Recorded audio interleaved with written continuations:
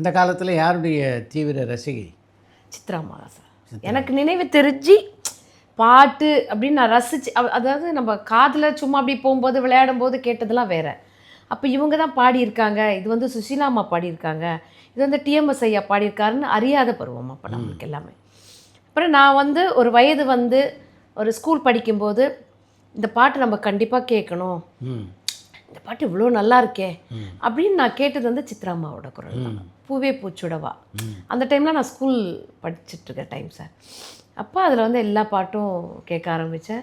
அதுக்கப்புறமா தேடி தேடி பாட்டுங்கள்லாம் நம்ம இந்த கேசட்டில் கிடைக்கும் இல்லைங்களா, அப்போ அப்படி ஆரம்பித்தது. சுசீலாம்மா, ஜானகி அம்மா, எல்லா ஜாம்பவான்கள் பாட்டும்.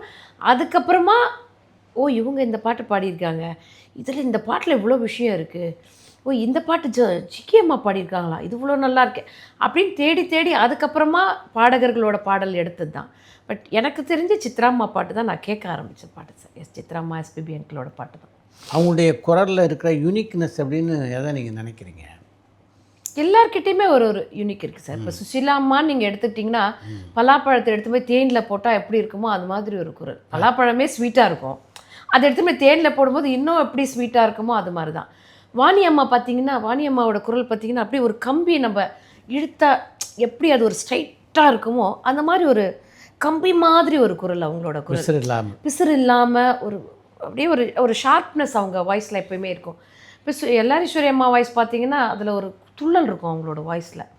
அது அம்மன் பாட்டாக இருக்கட்டும், அவங்க பாடின கிளப் சாங்ஸாக இருக்கட்டும், அவங்க பாடின மெலடியாக கூட இருக்கட்டும் சார். இப்போ காதோடுலாம் அவங்க வந்து காதோடு தான் அதுலேயே ஒரு துள்ளல் இருக்கும் அவங்க பாடுறது அந்த வாய்ஸ்லேயே.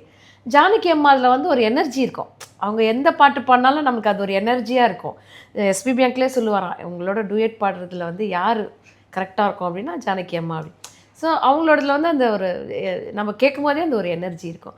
சித்ராம்மா அது வந்து அது ஒரு குழந்தைத்தனமான ஒரு ஒரு வாய்ஸாக இருக்கும் எனக்கு எப்போயுமே.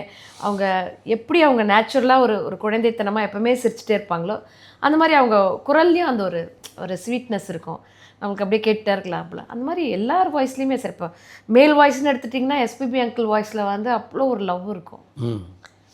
அது அப்படியே என்னன்னே தெரியாது, ஒரு மேஜிக் இருக்கும் அவரோட வாய்ஸில்.